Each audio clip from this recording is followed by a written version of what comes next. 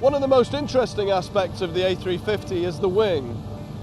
The leading edge and the trailing edge play a pivotal part in all aspects of the aircraft's flight, in cruise, slow speed handling, approach and landing, and of course takeoff. Imagine building something that you truly believe will change the world. Years of planning, billions of dollars, teams of engineers working day and night. The vision is bold. Create a jet that will replace the legendary Boeing 747, a jet that could redefine long-haul travel and that would finally allow Airbus to take on Boeing's dominance in the largest passenger aircraft segment. That was the dream behind the Airbus A350-1000. It was supposed to be the crown jewel of the A350 family. Longer, more powerful, more capable. A plane that could fly farther, carry more passengers, and help airlines tap into a new golden age of intercontinental travel. But here's the twist. Despite being one of the most advanced jets in the sky, the A350-1000 has quietly become one of Airbus's most puzzling aircraft. Airlines just aren't lining up for it. So today let's dive into the full story. Why this jet, which looks like a masterpiece on paper, is struggling in the real world. The ambition behind the A350-1000. To really understand the A350-1000, we have to go back to the early 2000s. At that time, Airbus and Boeing were at a crossroads. Boeing had decided to bet on the future of point-to-point travel with its 787 Dreamliner. Smaller, fuel-efficient jets flying passengers directly between cities instead of routing everything through big hubs. Airbus, on the other hand, doubled down on the Super Jumbo. The A380 was their moonshot, a double-deck giant that could carry over 500 passengers. For a while, the industry was excited. But soon reality set in.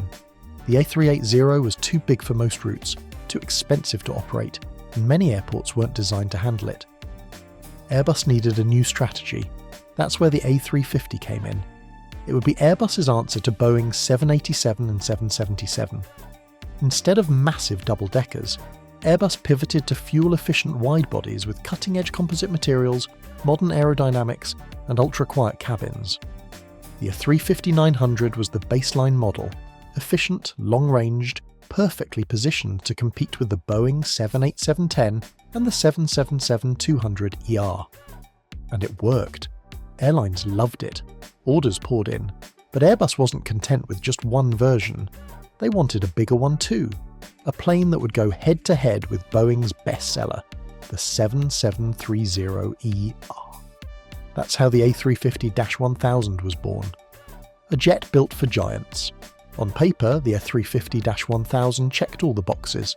It was 7 meters longer than the A350-900. It could carry around 350 to 410 passengers, depending on configuration. It had brand new Rolls-Royce Trent XWB-97 engines. More powerful, more efficient. It had the range to fly over 8,000 nautical miles, connecting virtually any two cities on Earth. And let's not forget the passenger experience. The A350-1000 cabin is wider than the 787, with larger windows, quieter interiors, and advanced air filtration. Passengers consistently rank it among the most comfortable planes to fly on long haul. Technically, the aircraft was brilliant, and for a while Airbus believed they had a real winner. But here's where the story takes a sharp turn. The problem no one predicted. When the A350-1000 first rolled out, Airbus thought the timing was perfect. Airlines were retiring their older 747s and 777-200s. The market seemed ready for something new, but airlines had changed. Instead of buying larger jets, many were doubling down on smaller, more flexible planes. They realised it was easier to fill 280 seats on a 787 or A350-900 than to fill 370 seats on an A350-1000. Think about it from an airline CEO's perspective. Every empty seat is money lost, and if fuel prices go up, operating a larger plane that isn't full becomes even riskier. The trend in aviation was clear. Go smaller, go leaner, maximise flexibility. The A350-1000, unfortunately, was a plane designed for the old way of thinking. It was made for big hub-to-hub routes, London to Hong Kong, Dubai to Sydney, New York to Tokyo. Those routes still exist, but they don't dominate the industry the way Airbus had hoped. So instead of being the star of the show, the -1000 became a niche player. Airline case studies, the mixed reactions. Let's talk about the airlines themselves. because their decisions really tell the story of the A350-1000. Qatar Airways was one of the first to embrace it. They ordered dozens, and to this day Qatar is the largest operator of the A350-1000. CEO Akbar Al-Baker praised the jet's fuel efficiency and comfort, and Qatar uses it on some of their most premium routes. For them, the -1000 made sense. But then you have Emirates. At first, Emirates was interested. They even placed an order, but later they cancelled. Why? Because Emirates decided the plane wasn't the right fit. They preferred the Boeing 777X, which promised more capacity and a layout that matched their hub-and-spoke mega-hub in Dubai. British Airways took a different path. They ordered the A350-1000 to replace aging 747s, and today it's a key part of their long-haul fleet. Passengers love it on routes like London to Toronto and London to Bangalore. For BA, it was the perfect modern replacement. Cathay Pacific also uses the -1000, but even they haven't expanded orders the way Airbus hoped. And that's the pattern we keep seeing. Airlines like the plane, they really do, but they just don't need a lot of them. The Boeing 777 factor. Now we get to one of the biggest reasons the A350-1000 has struggled. Boeing's dominance in the large twin-engine market. For over a decade, the Boeing 777-300ER was the king of the skies. It became the backbone of long-haul fleets worldwide. Airlines trusted it. Pilots loved it. It had proven economics, and it was already everywhere. When Airbus came along with the A350-1000, they were essentially telling airlines, hey, here's a brand new jet that does what your 773-30ER does, just a little bit better. But here's the problem. Airlines already had the 777-300ER, and they weren't in a rush to replace it. Many 777s were still relatively young, with years of service left. The cost of switching fleets to the A350-1000 wasn't worth it for many carriers. And then Boeing announced the 777X.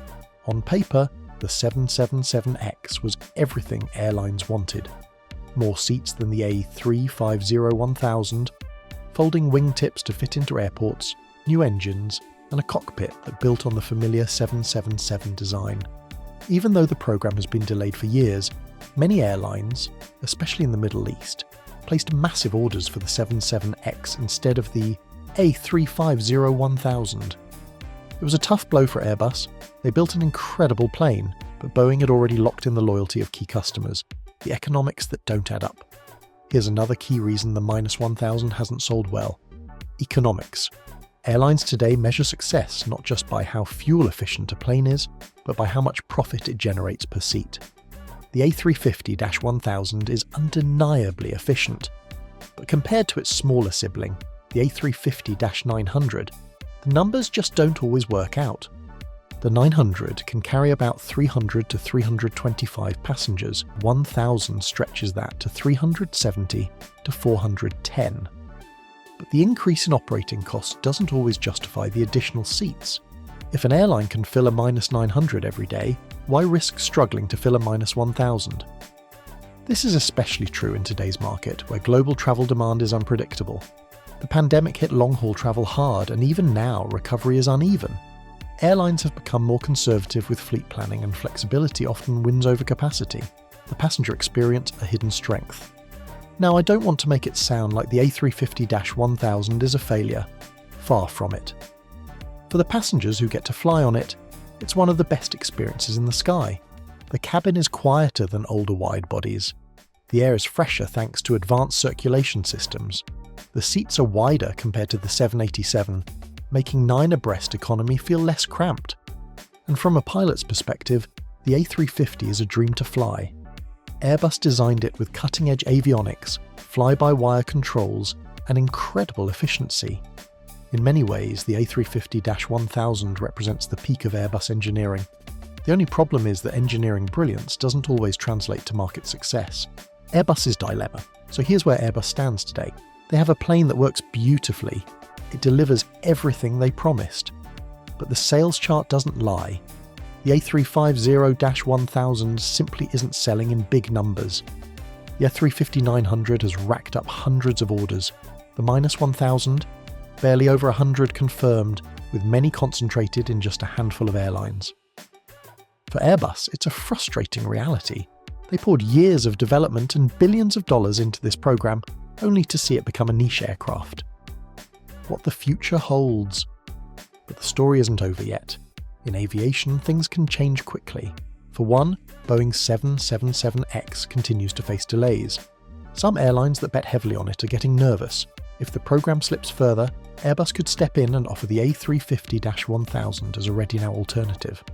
Second, Airbus has developed the A350 freighter. While not the -1000 exactly, it uses the same platform, and cargo airlines are very interested. If that program takes off, it could give the A350 family a big boost.